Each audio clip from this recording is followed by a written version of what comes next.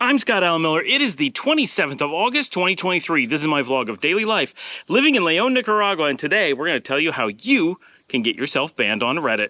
Coming up right after the bump.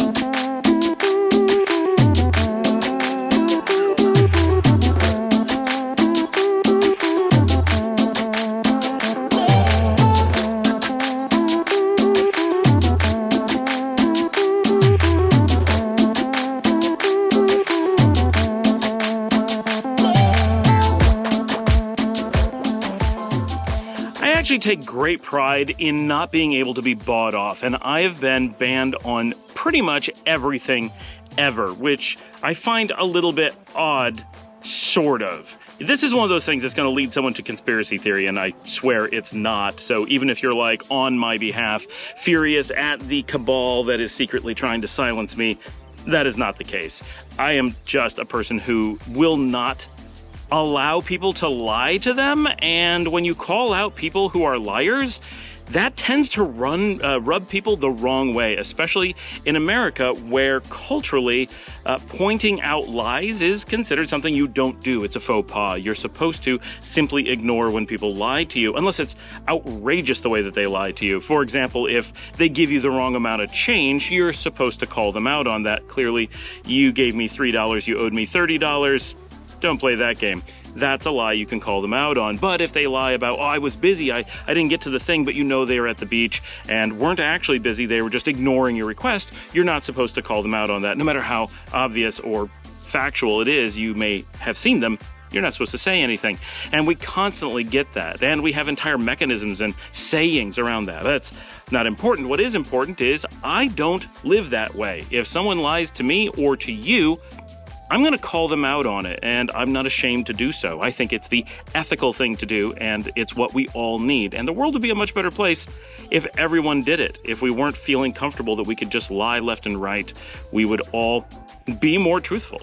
It's something that empowers each other when we lie, that it makes it good for other people to lie. Well, they got ahead by lying. If I don't lie too, I'm not going to get what's owed to me because you have to lie the average amount. Things like that actually run through our heads, even if we're not thinking consciously about it. It really does, and it's true. It's like if you're in high school and the average person cheats on every 10th test and you don't, your grade is artificially low compared to the other people in your class, and you're being cheated if you don't cheat. The system has made it that you have to cheat. It's one of the reasons why grades in school are meaningless and should never exist, and no qualified person should ever have recommended having such a thing. They make no sense. Again, that's an aside. More importantly, how do you get banned on Reddit? Well, you post this vlog. Seriously, a user on Reddit, on the r Nicaragua, very specifically, right? Reddit is a big platform. You don't just get banned on Reddit. Getting banned on the r Nicaragua subreddit, all it takes, post my videos and you're banned. Adios! Hasta mañana! Seriously, that's all it takes. Now, please, if you have not watched my videos, not just for the reason of investigating Reddit, but to support the channel, go back and watch my videos. Tell me what in these videos would possibly get someone banned. Unless the ban is for telling the truth, right? Like, okay, you can dispute things that I say. That's fine. Right? More or less. A lot of the things, though, is just that I show things. What makes me different than most shows in Nicaragua is that I live here and I show real life. I walk around with the camera and you can see a lot of things that disprove a lot of fake news coming from the north. Now, I'm not saying that everything on Reddit is fake, but of course Reddit is famously full of fake news and people promoting conspiracy theories and all kinds of crazy things, which sometimes conspiracy theories are founded in something, sometimes they're not, sometimes they're good, sometimes they're bad, like it's a general category, right? But Reddit is kind of a cluster for that. The Nicaragua subreddit, however, though, in my own dealing with them, which I'm not personally banned because I haven't been posting my videos, is a place where I've had a bit of run-in with the mods, specifically that sometimes I would have content removed that very clearly did not break any rules, and they couldn't come up with any rule that it broke, but they wouldn't reinstate it anyway. It was simply, we don't like your content. But when I complained that there were posts that I was responding to that did break rules and were hateful and were fake news, demonstrably, they said, we don't care.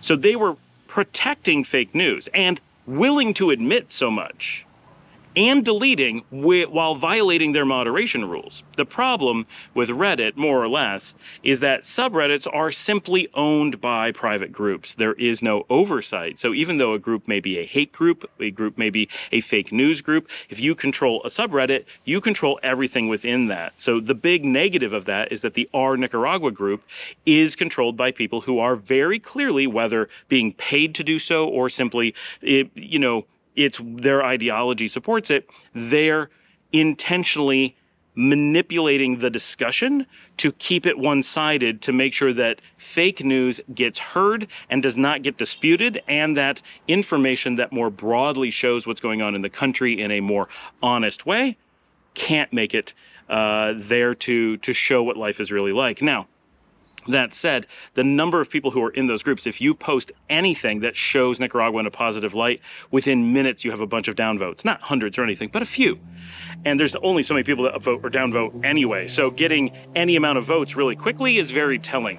So if you post anything positive, like look at this beautiful, if you just post like a mountain or something, they don't care. But if you post something like look at this wonderful celebration of happy people, look at this great public work that's going on, look at this whatever, right, new development that's happening, things that are positive, new housing going in, increase in the economy, anything that has a positive light that looks like Nicaragua's doing a good job, the number of people who are sitting on the button ready to downvote, to possibly dispute, to make disparaging comments, to post links to fake news sites, it's everywhere. It's really rapid, and the moderators do nothing about it.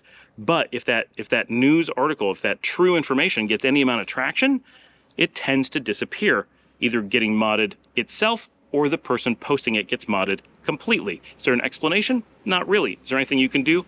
Absolutely not.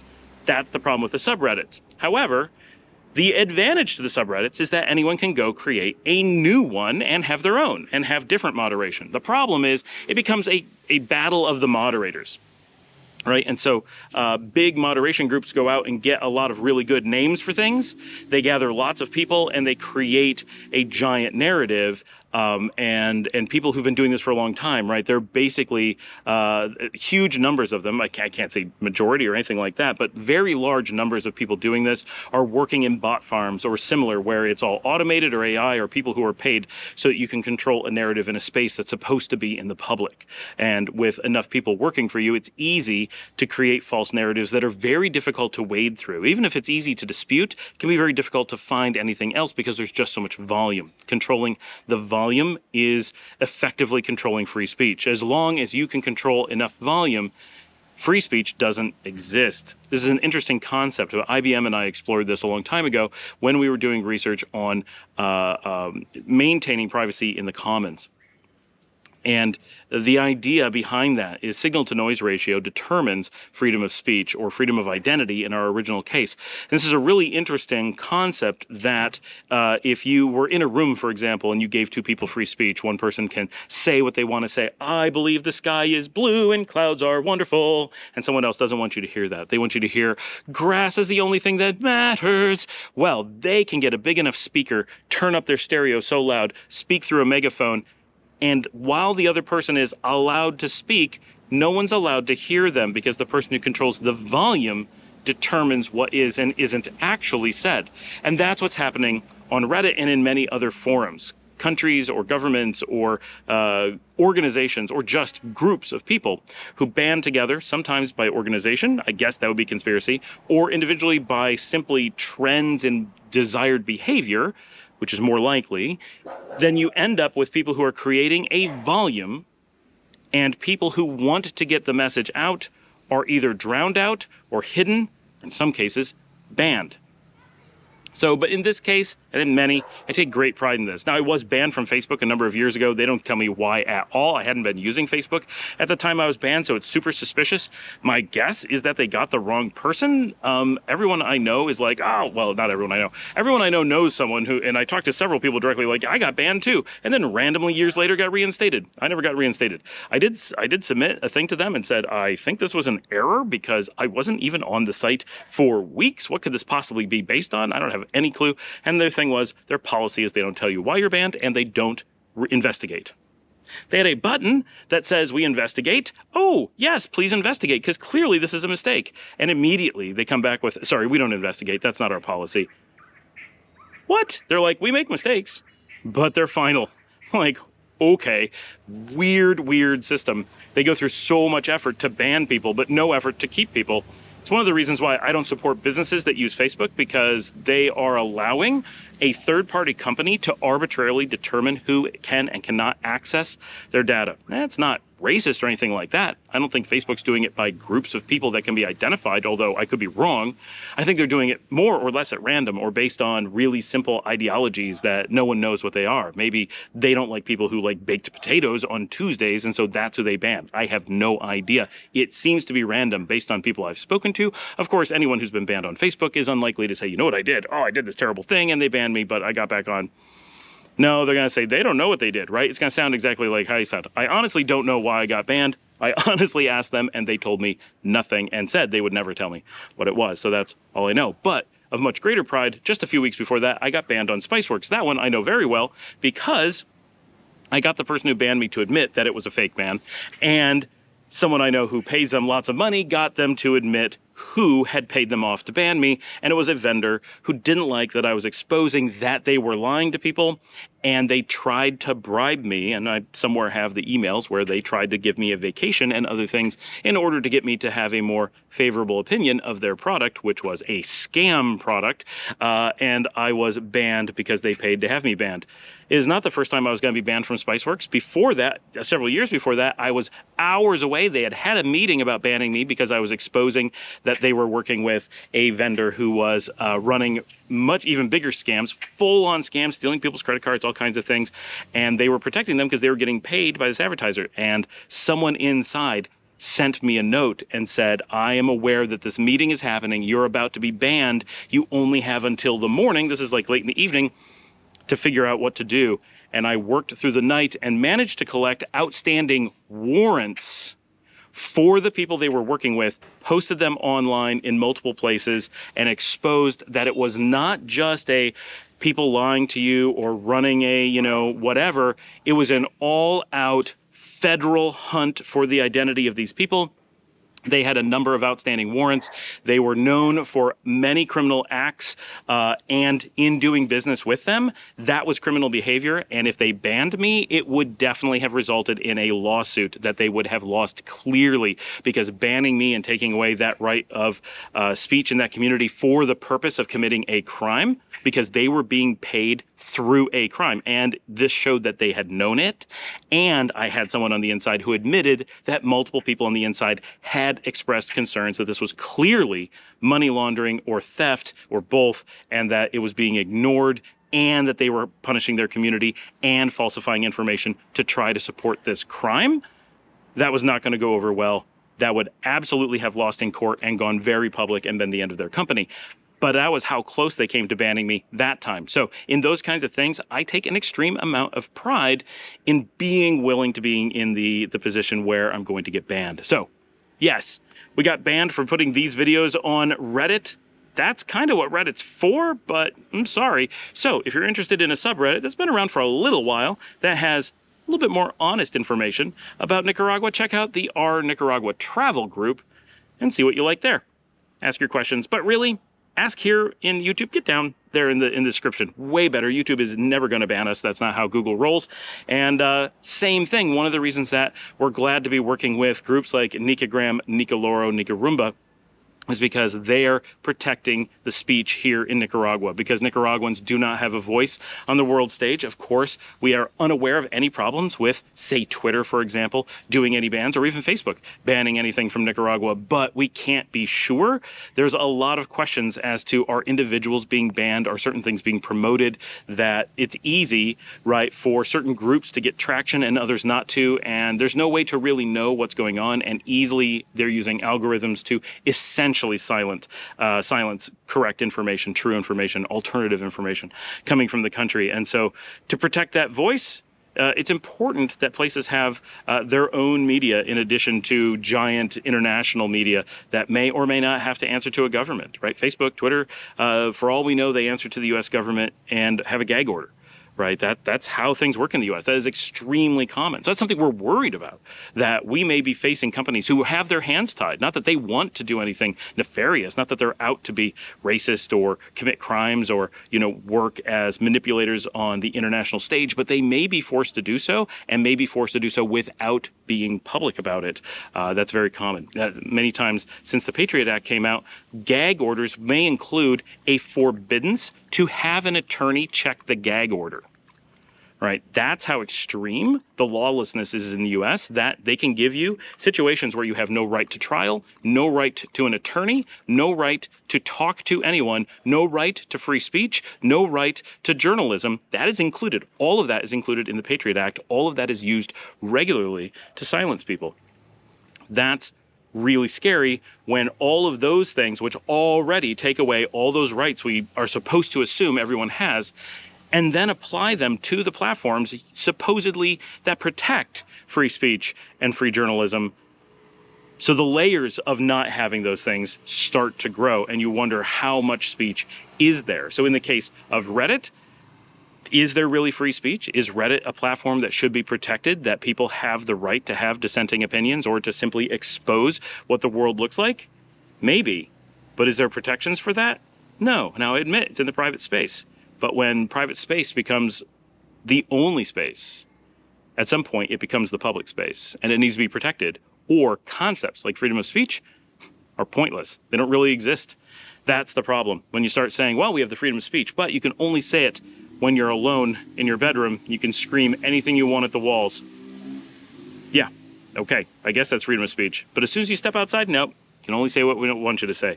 It's a little bit like 1984. All right, that's enough on that, but I'm really proud of the fact that we got banned on Reddit. It means we are saying some things that need to be said. So thank you for coming here and listening. All right, to wrap up today's show, there's a couple little news items I want to bring to you. First of all, this is my new neon sign. I've been waiting a couple weeks for this. I'm very excited. It is not real neon. Originally, I thought it was going to be. This is what's called Neon Flex. It's just LED material that's designed to look like neon and works really interestingly, like how you're able to shape it and form it and cut it to make it like it is. It does come in different colors, but it can't be controlled. I don't know why it's like that, but it's single color, but this was done in a shop. You can kind of see Chepe mounted it. Chepe, who made the backdrop, mounted this on standoffs onto it, so it looks fantastic. I'm really interested to see how it looks in the videos. Right now, this is important. Not super important. Right now, one of the important things about how we're doing the videos, the lighting in here is from a balloon diffuser, or globe diffuser, and that makes for a lot of really even light, and it does a really nice job for certain things. But one of the things it does is illuminates me and the backdrop together. And because I'm just recording on the GoPro really quickly, I have to be like, I can touch it. It's right here. Normally, if I'm using the Olympus, which you guys comment about how great that looks, I can move forward from the backdrop significantly, and that will give some separation with the light, more on me and less on the backdrop. Because right now, I have just one light on, and it's illuminating all of this, right? And because it's so diffuse, you really don't see shadows. Like I do this, you don't see shadows back there, I don't think. But it's lit up really well. And really, we want it quite a bit darker so that this orange neon really pops out. And but I think it's so bright that I think it works now. I'm really interested to see how it looks on the video, because that's going to be cool. But we also have the goal coming up very soon is I'm going to get a softbox, and that's like a hood that goes on my light, and it has a grid in it, and it gives a little bit more direct. It still diffuses quite a bit, but much more directional. So I'll be able to light me without like super lighting up the backdrop, and then I can light the backdrop separately however it makes sense. And I think it's going to do a lot to make it just look way better in here. I already have the lights for that. I just need the diffusers. I'm hoping Paul is going to the United States in about a week. I'm hoping that he can bring back some equipment like that on that trip. He is not bringing back my existing camera that's up there because he's not coming through Houston where it's staged. So that's not something he's bringing, but hopefully something like a diffuser he might be able to do that will really up the game, and I can start using both lights because right now I'm just using the 60 watt. The 110 watt is not in use. So Very excited about this. Let me know what you think now. Any ideas of how I should be using it, anything I should just be thinking of, but I love how it turned out. It's not perfect, like it could be better done. They were kind of rushing, but this was, believe it or not, this was $90 to have made. So this is not a massive investment. I don't know what this would cost in the US. It would be expensive, but this is really cool. And it's not that hot. Like it's warm, but not hot, and by any stretch. And so that means I can leave it on and just have like this really amazing neon light lighting the room. Like, why have I never thought of that before? So I'm definitely going to be getting more of these. I don't know if right away. Dominica has already decided to order one to have just her name that says Dominica, like for our bedroom. For in here, I'd like to have more neon and like use them in different situations. So we'll see. I may put some stuff around my office. Maybe not this big. This is a 1/2 meter by 1/2 meter. So it's big for a neon sign for my office, but how cool is that? I'm very excited. If anyone is interested in one of these, we could sell them as swag. I don't know who would buy that, but if that's something you want, I don't know how that would work. Let me know. Comments, get down there below. Okay, so funny story. This happened today. So just real quickly, like and subscribe, do all that stuff, share on social media. If you want to promote the show and you aren't sure what to do, obviously buy me a coffee, buymeacoffee.com/ScottLMiller. That comes directly to me. It's like Patreon type thing that helps support the channel and pay for all the things that we do. But if you're looking for ways to be really supportive and you're like, how do I engage and help out the show? Well, get in the comments and just say hi or ask questions or leave comments, whatever. That's one way. Another way is obviously the like and subscribe stuff, but assuming you've already done that, and buying me a coffee, like those, right, they're all right. So one, if you have not purchased my book from Amazon, go look my name on Amazon, Linux Administration Best Practices. If you're at all interested, that helps me by buying the book. Leave a good review of it. But if you're just looking for a simple way to help, go watch more episodes, hit more likes. Whether you're watching shorts or just playing a concert in the background or whatever, every little bit you do helps to promote the show and tell the algorithm at YouTube that this is something you value. So if all it takes is just playing it in the background or running an extra video at the end of your breakfast or sometime during the day when you're not doing something else, just you're heading off to use the bathroom for a while, just hit play on one of my videos and let it run while you're not there. Whatever, those things help a lot. Not as much as telling your friends about the show and getting them to watch it too, but short of that, it really does help. So it's a way thing you can do. All right, so this evening that I'm recording this will be sooner than the actual date. We went up to Chinandega to see my buddy Ronnie playing at one of my favorite restaurants, Dragonfly, this amazing Asian fusion restaurant in Chinandega, which is our city to the north. It's about an hour away. And we were like, oh, Ronnie's going to be playing. We didn't get to go out last night. I just wasn't feeling it. Like, I was not. I have a bit of food poisoning. Nothing bad. Like, don't worry about me. It's just I have a bit of, I'm on like day 6 and I got some indigestion. It's real minor. It doesn't really affect me. But last night, I was really tired and with my stomach hurting, I'm like, you know what? I'm going to stay in. I slept for 11 hours. And today I was feeling pretty good. We were doing the show and out doing some shopping and doing some different things.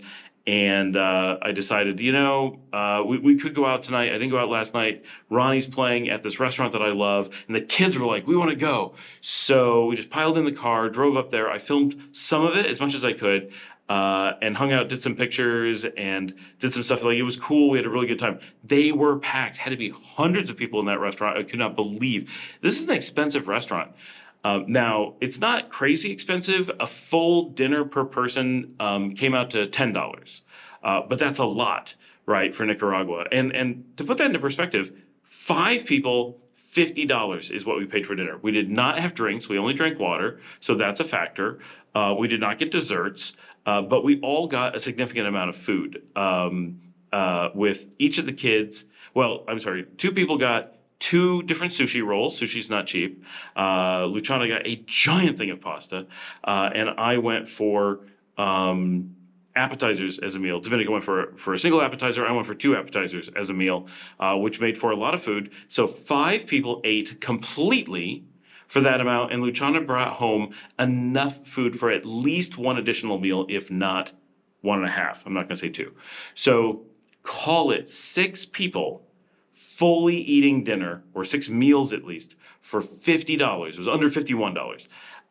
That's pretty good considering this is a very fancy, nice, extremely good quality Asian fusion restaurant, and some of that was sushi. And what wasn't sushi, like mine, was still two orders of it were tuna tartare. So seriously, this was a good deal. When you're thinking, what are the prices in Nicaragua? It really is a good opportunity to be really good prices. And sometimes like, $50 for dinner. That's not that cheap. Try going to Denny's with 4 people for anything close to that. 5 people, $50. That's a really good deal, pretty much anywhere. You're not going to do fast food for that in the United States. So we had this really good dinner, and Ronnie did this really good show, and it was a lot of fun. We're glad we went, and hopefully the recordings turned out well, and the photos, and some of that's on Nicagram already. But we were there for about an hour, and then the table behind us, we were sitting right up front because that's the only spot that there was a table available. And the table behind us tapped me on the shoulder, and they said, "Hey, I just wanted to say hi. I'm a fan of the show, and we watch it, and we came partially because of the show." And I was like, "Wait, what?" So they just shook my hand and said hi. And for you guys who hopefully will see this episode, hey, great meeting you. Thank you for watching the show. Thank you for saying hi. For anyone who runs into me out in public, if you watch a show, say hi, take a moment. A lot of people do, but I have no idea how many people don't, right? So if you're one of those people who may not say hello, come up and say hello. It's a really big deal for me to meet people. You don't have to do anything. Just say hi, say you saw the show. If you came because of the show, certainly I want to know. But it is really cool meeting you guys. But it was so they left, and I was thinking about it, and I'm like, okay, so they came from the United States. They are in a restaurant that I talk about on the show, but we're an hour away from my home city. So this is a place I've only been to Chinandega, I want to say 3, maybe 4 times this year. Right. So we're over halfway through the year, but we're not dramatically. We're just about 75% through the year. And I've been there about 4 times. And I do eat a Dragonfly most of the time that I'm there, but not all the time that I'm there. And for this to be a night that I would never go to Chinandega, but I did, that I'm eating at this restaurant, okay, that's not too... But you start putting together statistically, what are the chances that I would go to a restaurant in a different city than I live in, that I only go to a few times a year, and sit directly in front of someone who is watches the show and knew me from the show and recognized me and came and said hello. And you add up all the things, and you're like, this was so statistically unlikely to have happened that wow. And I don't know if that means that this is just an unbelievable circumstance that it happened, or that there are so many more people watching the show and going places because we're mentioning them that maybe that's why the restaurant was busy. I find that unlikely, but it's possible. And it was just wow. So first of all, super cool meeting you guys. Sorry we didn't have more than a few seconds to say hello, but great night at Dragonfly nonetheless. And thanks for saying hi. And wow, so cool that it had, it's always cool when you guys say hi. I've had the exact same thing happen. The person sitting directly behind me at a restaurant I never go to in Leon. But that doesn't seem crazy because I live in Leon and I go to new restaurants all the time. So if you open a new restaurant and you're there because it's a new restaurant and I'm there because it's a new restaurant, yeah, it's still amazing to run into fans in the wild, but that's not so statistically crazy. This was statistically nuts that we ran into each other there. The only thing I can imagine is that there's more people going to Chinandega because I've mentioned it than I realize, or something I don't even know. And out of the restaurant, the chances that we sat next to each other, that we were back to back, that we even noticed each other, because people say, well, Scott, you're pretty recognizable. Sort of, but you still have to look at me. There would at least half the restaurant would never have seen me. No matter, I could have been in a clown suit, and someone would have said, "Did you see the clown at dinner?" They'd be like, "But no, where were they? Oh, they were behind me. I didn't know." Right? So the fact that they recognized me and identified me and came and said hi, you just add it all up. Wow. So thanks for joining me. Like and subscribe. I will see all of you tomorrow.